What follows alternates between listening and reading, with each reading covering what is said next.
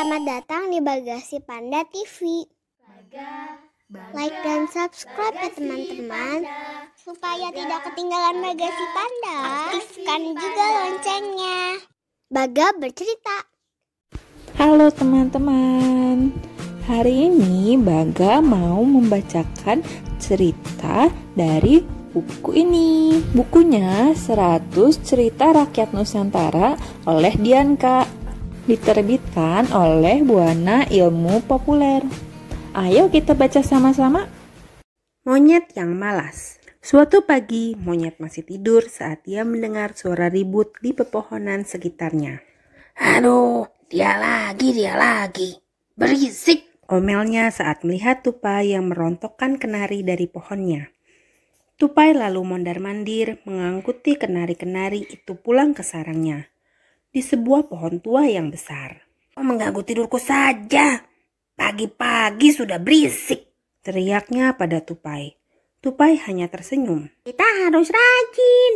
Jika tidak, kita bisa kelaparan. Karena merasa kesal, monyet pun turun dari pohonnya. Kelaparan? Siapa bilang? Lihat diriku, tak perlu susah payah mencari makan, sahut monyet sambil memungut sebutir mangga yang ditemukan di atas tanah. Tupai mengangkat bahunya.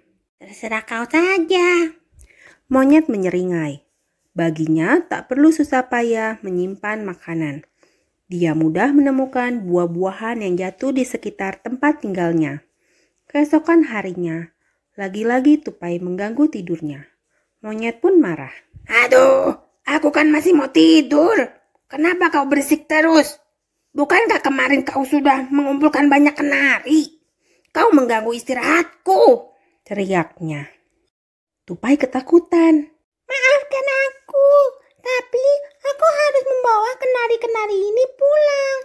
Aku harus punya persediaan makanan. Monyet bertambah kesal.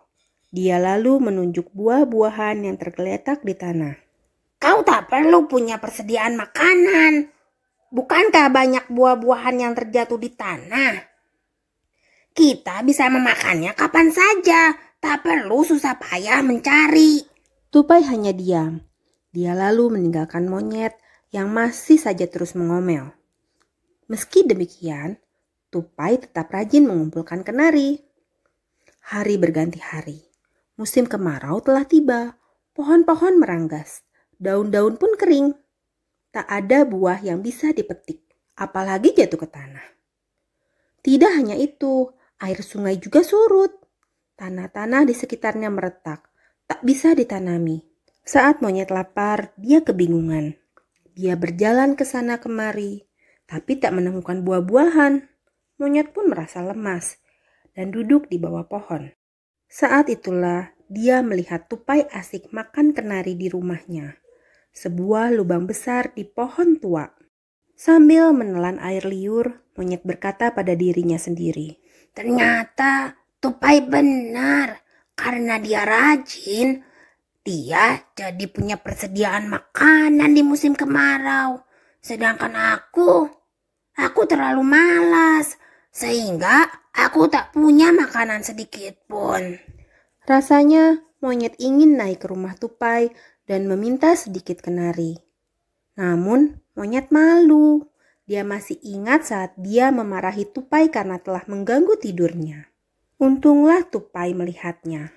Tupai lalu memanggil monyet untuk naik dan makan kenari bersamanya. Sejak saat itu, monyet berjanji pada dirinya sendiri bahwa dia tak akan bermalas-malasan lagi.